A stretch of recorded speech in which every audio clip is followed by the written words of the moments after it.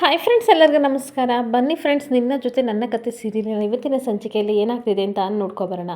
ಅದಕ್ಕೂ ಮುಂಚೆ ಯಾರೆಲ್ಲ ನನ್ನ ವೀಡಿಯೋ ನೋಡ್ತಾ ಇದ್ದೀರ ಅವರೆಲ್ಲ ಪುಟ್ಟದೊಂದು ಲೈಕ್ ಮಾಡಿ ಹಾಗೆ ಫಾಲೋ ಮಾಡೋದನ್ನು ಮರಿಬೇಡಿ ಫ್ರೆಂಡ್ಸ್. ಬನ್ನಿ ಸ್ಟಾರ್ಟ್ ಮಾಡೋಣ. ಫ್ರೆಂಡ್ಸ್, ಮೊದಲಿಗೆ ಮೀಡಿಯಾ ಹತ್ರ ಬಂದುಬಿಟ್ಟು ಈ ಕಡೆ ಅಜಿತ್ ಮಾತಾಡ್ತಾ ಇರ್ತಾನೆ. ಈ ರಾಣಾ ಬರೀ ಲ್ಯಾಂಡ್ ಗ್ರಾವಿಂಗ್ ಕೇಸ್ನಲ್ಲಿ ಮಾತ್ರ ಅಲ್ಲ, ಸುಮಾರು ಇಲ್ಲೀಗಲ್ ಕೇಸ್ನಲ್ಲೂ ಸಹ ಇವನು ಇನ್ವಾಲ್ವ್ ಆಗಿದ್ದಾನೆ ಅಂತ ನಮಗೆ ತುಂಬ ಇನ್ಫಾರ್ಮೇಷನ್ ಬಂದಿದೆ ಅಂತ ಹೇಳ್ತಾ ಇರಬೇಕಾದ್ರೆ ಟಿ ವಿ ನೋಡ್ತಾ ಇದ್ದ ಈ ಕಡೆ ಮನಸ್ವಿನಿ ಮತ್ತು ದೇವ್ಯಾನಿಗೆ ತುಂಬ ಶಾಕ್ ಆಗ್ತಾ ಇರುತ್ತೆ. ಹಾಗೆ ಮತ್ತೆ ಅಜಿತ್ ಮೀಡಿಯಾ ಮುಂದೆ ಹೇಳ್ತಾ ಇರ್ತಾನೆ, ಇವನು ಇತ್ತೀಚೆಗಷ್ಟೇ ಶೂಟ್ ಆಯ್ತಲ್ಲ ಪುರುಷೋತ್ತಮನ ಅವರ ಇದರಲ್ಲೂ ಸಹ ಇನ್ವಾಲ್ವ್ ಆಗಿದ್ದಾನೆ ಅಂತ ನಮಗೆ ಇನ್ಫಾರ್ಮೇಷನ್ ತುಂಬ ಸಿಕ್ಕಿದೆ ಅಂತ ಹೇಳ್ತಾ ಇರಬೇಕಾದ್ರೆ ಆ ಮಾತನ್ನ ಕೇಳಿ ಈ ಕಡೆ ದೇವ್ಯಾನಿಗೆ ತುಂಬ ಶಾಕ್ ಆಗ್ತಾ ಇರುತ್ತೆ. ಹಾಗೆ ಇದರಿಂದ ಯಾರ್ಯಾರು ಕೈವಾಡ ಇದೆ ಅಂತ ನಮಗೂ ಸರಿಯಾಗಿ ಗೊತ್ತಿಲ್ಲ. ಅದನ್ನೆಲ್ಲ ಆದಷ್ಟು ಬೇಗ ನಾನು ಕಂಡಿಡ್ತೀನಿ ಅಂತ ಹೇಳ್ತಿರ್ಬೇಕಾದ್ರೆ ಈ ಕಡೆ ದೇವ್ಯಾನಿಗೆ ತುಂಬ ನಡ್ಕೊಂಟಾಗ್ತಾ ಇರುತ್ತೆ. ಮತ್ತೆ ಮೀಡಿಯಾದವರೆಲ್ಲ ಕೇಳ್ತಾ ಇರ್ತಾರೆ, ಈ ರಾಣಾ ಜೊತೆಗೆ ಅವ್ರ ಮಗಳು ಸಹ ತುಂಬ ಇನ್ವಾಲ್ವ್ ಆಗಿದ್ದಾರೆ ಅಂತ ಹೇಳ್ತಾ ಇದ್ದಾರೆ. ಅವಳನ್ನ ಯಾವಾಗ ನೀವು ಹಿಡ್ಕೊಬಂದು ಜೈಲಿಗೆ ಹಾಕ್ತೀರಾ, ಯಾವಾಗ ಅರೆಸ್ಟ್ ಮಾಡ್ತೀರಾ ಅಂತ ಕೇಳ್ತಾ ಇರ್ತಾರೆ. ಅವಾಗ ಅಜಿತ್ ಹೇಳ್ತಾ ಇರ್ತಾನೆ, ನೀವು ಹೇಳಿದ್ದು ಕರೆಕ್ಟ್ ಆಗಿದೆ. ರಾಣನ್ ಎಲ್ಲ ಆಕ್ಟಿವಿಟೀಸ್ಗೂ ಸಹ ಈ ಸಾಕ್ಷಿ ಇನ್ವಾಲ್ವ್ ಆಗಿದ್ದಾಳೆ. ಅವಳು ಅಬ್ಸ್ಕಾಂಡೆಡ್ ಆಗಿದ್ದಾಳೆ. ಇವಾಗ ಆದಷ್ಟು ಬೇಗ ಅವಳು ಎಲ್ಲೇ ಇದ್ರೂ ಸಹ ನಾನು ಹುಡುಕಿ ಅವಳನ್ನ ಅರೆಸ್ಟ್ ಮಾಡೇ ಮಾಡ್ತೀನಿ ಅಂತ ಅಜಿತ್ ಮಾತು ಕೊಡ್ತಾ ಇರ್ತಾನೆ. ಹಾಗೆ ಮತ್ತೆ ನ್ಯೂಸ್ ಚಾನಲ್ ಅವರೆಲ್ಲರೂ ಸಹ ಬ್ರೇಕಿಂಗ್ ನ್ಯೂಸ್ ಕೊಡ್ತಾ ಇರ್ತಾರೆ. ಇದೀಗ ಬಂದೆ ಸುದ್ದಿ, ರಾಣಾ ಜೊತೆ ರಾಣನ ಮಗಳು ಸಹ ಕೈ ಜೋಡಿಸಿದ್ದಾಳೆ. ಈಗ ಅವಳು ಅಬ್ಸ್ಕಾಂಡೆಡ್ ಆಗಿದ್ದಾಳೆ. ಆದಷ್ಟು ಬೇಗ ಅವಳನ್ನ ನಾಪತ್ತೆ ಆಗಿರೋದ್ರಿಂದ ಅವಳನ್ನ ಆದಷ್ಟು ಬೇಗ ಹುಡುಕಿ ಅರೆಸ್ಟ್ನ ಮಾಡ್ತಾರೆ ಅಜಿತ್ ಅವರು ಅಂತ ಹೇಳ್ತಿರ್ತಾ ಅವಳ ಫೋಟೋನ ಹಾಕಿದ ತಕ್ಷಣ ಆ ಫೋಟೋ ನೋಡಿ ಈ ಕಡೆ ಸತ್ಯಣ್ಣಿಗೆ ತುಂಬ ಶಾಕ್ ಅಂದರೆ ಶಾಕ್ ಆಗಿ ಹಾಗೆ ಕೆಳಗಡೆ ಕುಸ್ತು ಬಿದ್ದುಬಿಡ್ತಾನೆ.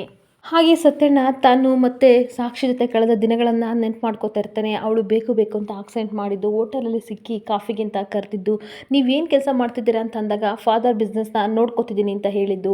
ಹಾಗೆ ಮತ್ತೆ ನಿಮ್ಮ ಅಪ್ಪ ಅಮ್ಮ ಎಲ್ಲಿದ್ದಾರೆ ಅಂತ ಕೇಳ್ತಾ ಇರಬೇಕಾದ್ರೆ ನನಗೆ ಇವಾಗ ಇಂಟ್ರೆಸ್ಟ್ ಇಲ್ಲ, ಆಮೇಲೆ ಹೇಳ್ತೀನಿ ಅಂತ ಮಾತಾಡಿದ್ದೆಲ್ಲರೂ ನೆನ್ಪು ಮಾಡಿಕೊಂಡು ತುಂಬ ಬೆವ್ರು ಬೇರೆ ಬರ್ತಾ ಇರುತ್ತೆ. ಒರೆಸ್ಕೊಂಡು ಹಾಗೆ ಶಾಕ್ ಆಗಿ ಟಿ ವಿನ ನೋಡ್ತಾ ಇರ್ತಾನೆ. ಈ ಕಡೆ ಅವನು ಶಾಕ್ ಆಗಿರೋದನ್ನ ನೋಡಿ ದೇವ್ಯಾನು ಸಹ ಒಳೊಳಗೆ ಸಂಕಟ ಪಡ್ತಾ ಇರ್ತಾಳೆ.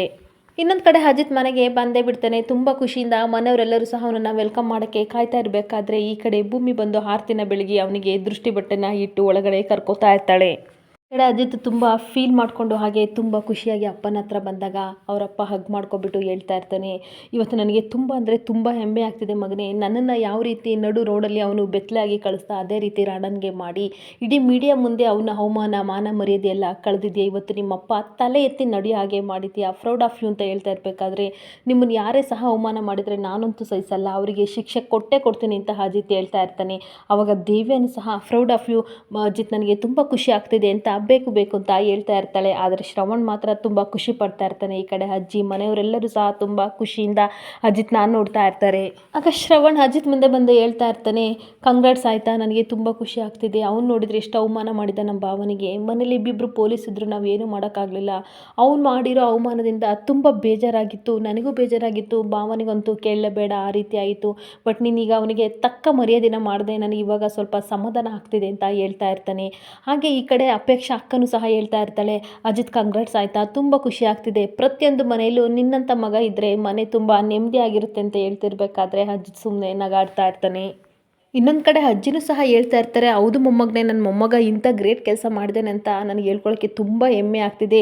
ಈ ಖುಷಿಯೇ ನಾನು ಕುಣಿದಾಡಬೇಕು ಅಂತ ನನಗೆ ಅನ್ನಿಸ್ತಿದೆ ಅಂತ ಅನ್ಬೇಕಾದ್ರೆ ಈ ಕಡೆ ಭೂಮಿನಿ ಹೇಳ್ತಾ ಇರ್ತಾಳೆ, ಹೌದು ಸಾಹೇಬ್ರೆ, ನನಗೂ ಅಷ್ಟೇ ಅಜ್ಜಿ ಥರ ಸೇಮ್ ಫೀಲಿಂಗ್ ಆಗ್ತಿದ್ದೆ. ಆದರೆ ಏನು ಮಾಡಲಿ, ನನ್ನ ಪರಿಸ್ಥಿತಿ ಸರಿ ಇಲ್ವಲ್ಲ, ಡ್ಯಾನ್ಸ್ ಮಾಡೋಕ್ಕಾಗಲ್ವಲ್ಲ ಅಂತ ಹೇಳ್ತಾ ಇರಬೇಕಾದ್ರೆ, ನೋಡು ಚಿನ್ನ, ಪರವಾಗಿಲ್ಲ, ನೀನು ಹೇಳ್ದಲ್ಲ, ನನಗೆ ಅಷ್ಟೇ ಖುಷಿ ಅಂತ ಹೇಳ್ಬಿಟ್ಟು ಈ ಕಡೆ ಅಶ್ವಿನಿ ಕಡೆ ಗುರಾಯಿಸ್ಕೊಂಡು ಅಜಿತ್ ನೋಡ್ತಾ ಇರ್ತಾನೆ.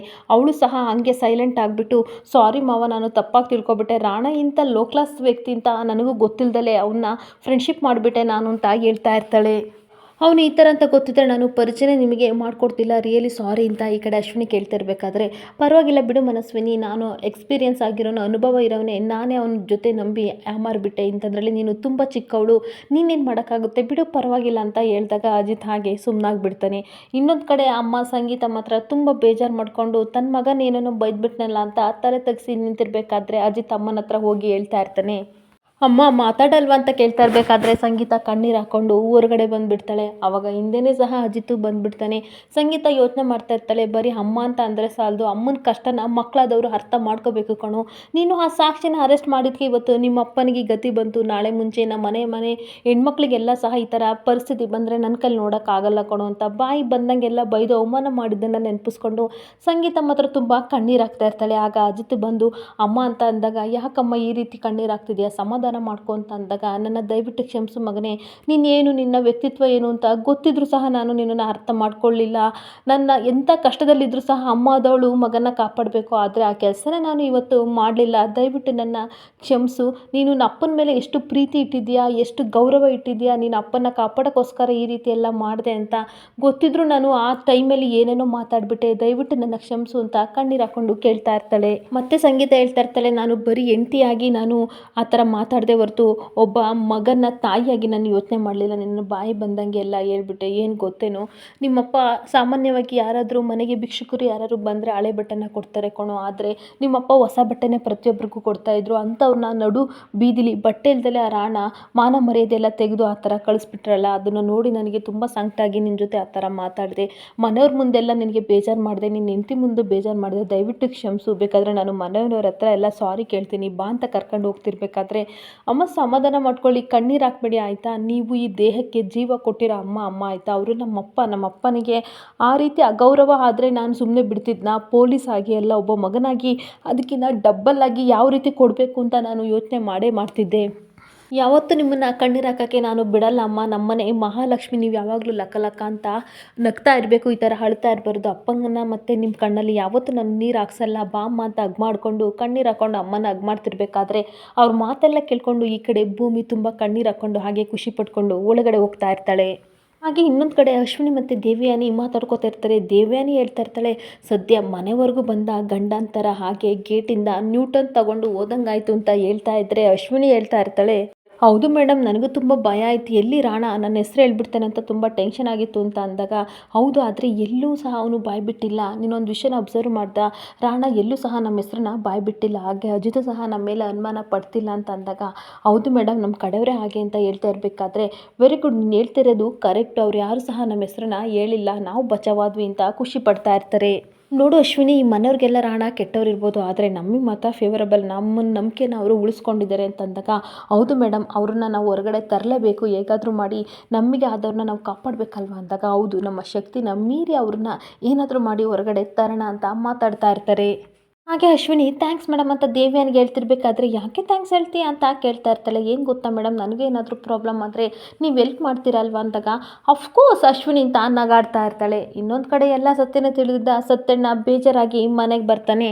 ಹಾಗೆ ಮತ್ತೆ ಸಾಕ್ಷಿ ಮತ್ತು ಸತ್ಯಣ್ಣ ನಡುವೆ ಇದ್ದಿದ್ದನ್ನೆಲ್ಲ ಸಂಬಂಧನ ನೆನ್ಪು ಮಾಡ್ಕೋತಾ ಇರ್ತಾನೆ. ಭೂಮಿ ಅರೆಸ್ಟ್ ಆಗಿದ್ರು ಸಹ ಬೇಲ್ ಕೊಡ್ತೀನಿ ಅಂತ ಹೇಳಿ ಅವಳಿಂದ ತಪ್ಪಿಸ್ಕೊಂಡಿದ್ದು, ಸಾಕ್ಷಿಗೋಸ್ಕರ ಹುಷಾರಿಲ್ಲ ಅಂತ ಮನೆಗೆ ಹೋಗಿ ಹೆಲ್ಪ್ ಮಾಡಿದ್ದು, ಹಾಗೆ ಹಬ್ಬದ ದಿನ ಭೂಮಿಗೆ ಬಾಗಿನ ತರದ ಬದಲು ಅವಳಿಗೆ ಸೀರೆ ಕೊಟ್ಟಿದ್ದು, ಅವಳನ್ನ ಹಗ್ ಮಾಡ್ಕೊಂಡಿದ್ದು, ಪ್ರತಿ ಒಂದನ್ನು ನೆನಪಿಸ್ಕೊಂಡು ತುಂಬ ಕಣ್ಣೀರು ಹಾಕ್ತಾ ಇರ್ತಾನೆ.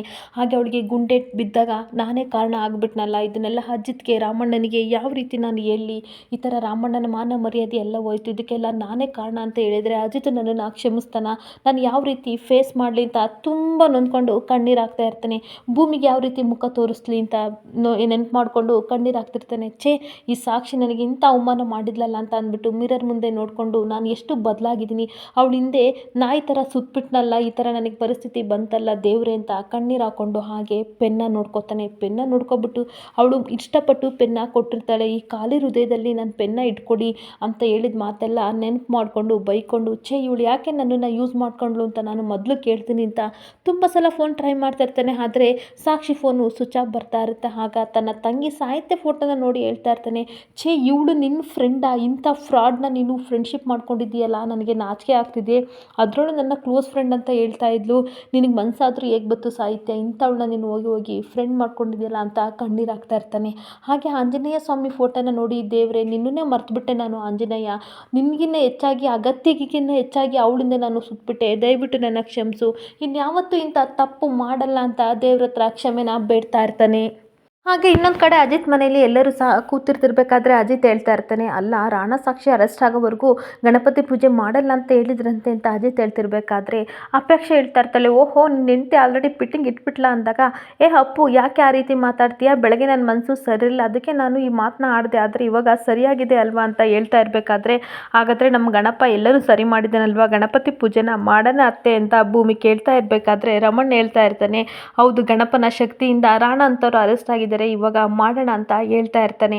ಅಷ್ಟೊತ್ತಿಗೆ ಅಪೇಕ್ಷೆ ಹೇಳ್ತಾಳೆ, ರಾಣ ಏನೋ ಅರೆಸ್ಟ್ ಆದ, ಆದರೆ ಅಜಿತ್ ಟ್ರಾನ್ಸ್ಫರ್ ಹಾಗೆ ಉಳಿದಿದೆಯಲ್ಲ ಅಂತ ಅನ್ಬೇಕಾದ್ರೆ ಎಲ್ಲರೂ ಯೋಚನೆ ಮಾಡ್ತಾ ಇರ್ತಾರೆ. ಆಗ ಭೂಮಿ ಹೇಳ್ತಾ ಇರ್ತಾಳೆ, ಎಲ್ಲ ಮಾಡಿದ್ದು ರಾಣನೇ ಅಲ್ವಾ, ರಾಣನೇ ಅರೆಸ್ಟ್ ಆಗಿದ್ದಾನೆ ಅಂತ ಅಂದಮೇಲೆ ಸಾಹೇಬ್ರದ್ದು ಟ್ರಾನ್ಸ್ಫರ್ ಕ್ಯಾನ್ಸಲ್ ಆದರೂ ಆಗ್ಬೋದು ಅಂತ ಅನ್ಬೇಕಾದ್ರೆ ಅಜ್ಜಿಗೆ ಖುಷಿ ಆಗ್ತಿರುತ್ತೆ. ದೇವ್ರೆ, ನಿನ್ನನ್ನು ಪರೀಕ್ಷೆ ಮಾಡಿದೆ, ದಯವಿಟ್ಟು ನನ್ನ ಕ್ಷಮಿಸು, ಯಾವತ್ತೂ ಈ ತಪ್ಪನ್ನ ಮಾಡಲ್ಲ, ಅಜಿತ ಜೋರಕ್ಕೆ ಗ್ರ್ಯಾಂಡಾಗಿ ಮಾಡೋಣ ಕಣೋ ಗಣಪತಿ ಹಬ್ಬ ಅಂತ ಅಂದಾಗ, ನೀವೇ ಹೇಳಿದ್ಮೇಲೆ ಮುಗೀತು, ಗ್ರ್ಯಾಂಡಾಗಿ ಮಾಡೇ ಬಿಡೋಣ ಅಂತ ಅಂದಾಗ, ಹೌದು ಸಾಹೇಬ್ರೆ, ದೇವಿಯಾನಿ ಅಮ್ಮ ಹೇಳ್ತಾ ಇದ್ರು ಜೋರಾಗೆ ಮಾಡ್ಬೇಕಂತೆ ಅಂತ, ಅದೇ ರೀತಿ ನಾವು ಗ್ರ್ಯಾಂಡಾಗೆ ಹಬ್ಬನ ಮಾಡೋಣ, ಯಾರಿಗೆ ಗೊತ್ತು ಹಬ್ಬ ಮುಗಿದೊಳಗೆ ನಿಮ್ಮ ಟ್ರಾನ್ಸ್ಫರ್ ಕ್ಯಾನ್ಸಲ್ ಆದರೂ ಆಗ್ಬೋದಲ್ವಾ ಗಣಪನ ದೈವೆಯಿಂದ ಅಂತ ಅನ್ಬೇಕಾದ್ರೆ, ಹೌದು ನೀನು ಹೇಳ್ದಂಗೆ ಮಾಡೋಣ ಅಂತ ಎಲ್ಲರೂ ಖುಷಿಯಾಗಿ ನಗಾಡ್ತಾ ಇರ್ತಾರೆ. ಇಲ್ಲಿಗೆ ಈ ಸಂಚಿಕೆ ಎಂಡ್ ಆಗ್ತಿದೆ. ಈ ವಿಡಿಯೋ ಇಷ್ಟ ಆದರೆ ಪುಟ್ಟದೊಂದು ಲೈಕ್ ಮಾಡಿ, ಫಾಲೋ ಮಾಡಿ ಫ್ರೆಂಡ್ಸ್. Thank you.